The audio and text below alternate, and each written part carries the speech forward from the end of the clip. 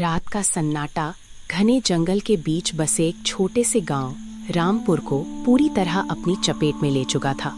दूर कहीं उल्लू की डरावनी आवाज सुनाई दे रही थी, जो हवा में तैरती हुई गांव की पुरानी हवेली तक पहुंच रही थी।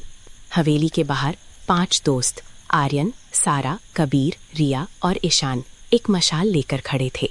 दोस्तों, हमें ये तय करना होगा कि क्या हम वाकई उस श्राप वाली हवेली के अंदर जाने वाले हैं। आर्यन, तुम डर रहे हो क्या? हमने तय किया था कि हम इस चुड़ैल की सच्चाई का पता लगाएंगे। सारा सही कह रही है। पिछले 1 महीने में गांव के 3 लोग गायब हो चुके हैं और हर कोई कहता है कि वो चुड़ैल उन्हें अपने साथ ले गई है। मुझे तो बस ये डर लग रहा है कि कहीं हम खुद भी उस लिस्ट में शामिल ना हो जाएं। शांत हो जाओ सब, मेरे पास कैमरा है, हम सब कुछ रिकॉर्ड करेंगे। अगर कोई चुड़ैल है तो वो कैमरे में जरूर कैद होगी।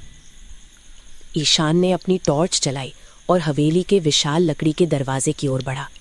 दरवाजा पुराना और जर्जर हो चुका था, जो धीरे धीरे हवा के झोंकों के साथ चरमरा रहा था। ईशान ने जैसे ही दरवाजा धकेला, एक तेज और कर्कश आवाज पूरे सन्नाटे को चीरती हुई गूंज उठी।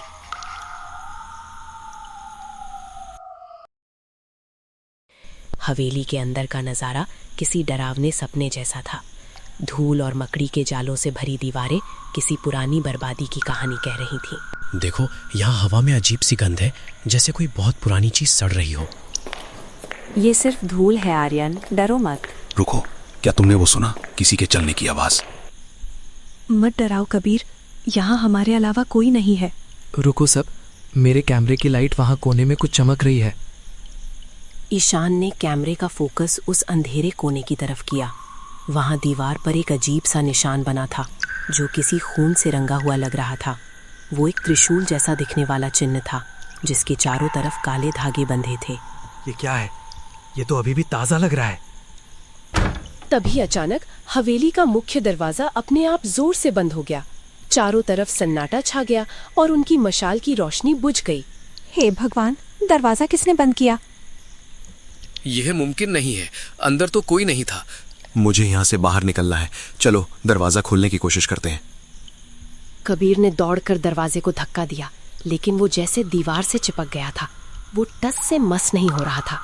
तभी ऊपर की मंजिल से किसी औरत के हंसने की आवाज आई। वो आवाज इतनी भयानक थी कि 5 दोस्तों के रोंगटे खड़े हो गए।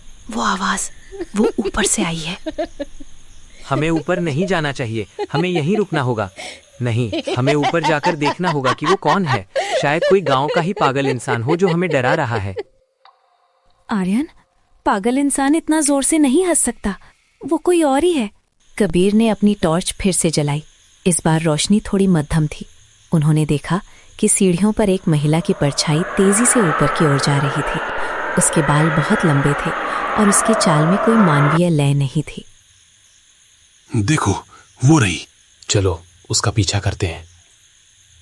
5 दोस्त डरते डरते सीढ़ियों पर चढ़ने लगे। सीढ़ियां लकड़ी की बनी थीं और हर कदम पर एक अजीब सी चरमराहट पैदा कर रही थीं। जैसे ही वे ऊपर पहुंचे, उन्हें एक बड़ा सा हॉल दिखाई दिया। हॉल के बीचों बीच एक पुराना झूला रखा था, जो बिना किसी हवा के धीरे धीरे हिल रहा था। देखो, वो झूला, वहां कोई नहीं है, फिर भी वो हिल रहा है। मुझे बहुत डर लग रहा, चलो वापस चलते हैं। हम वापस नहीं जा सकते, रास्ता बंद हो चुका है। अचानक हवेली के अंदर का तापमान गिर गया। उनकी सांसें हवा में भाप बनकर उड़ने लगीं। उसी वक्त झूले के पीछे से एक महिला धीरे धीरे बाहर निकली। उसके कपड़े फटे हुए थे और उसकी आंखों की जगह सिर्फ 2 गहरे काले गड्ढे थे। ये क्या है?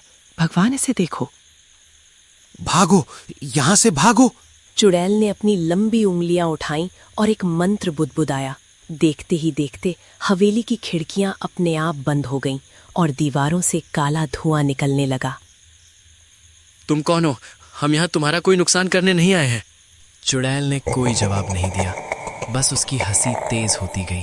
वो धीरे धीरे उनकी ओर बढ़ने लगी। उसके पैरों के नीचे की जमीन से काले कीड़े निकल रहे थे। बचाओ, मेरी मदद करो। रिया का पैर किसी अदृश्य शक्ति ने पकड़ लिया था। वो जमीन पर गिर गई और उसे घसीटा जाने लगा।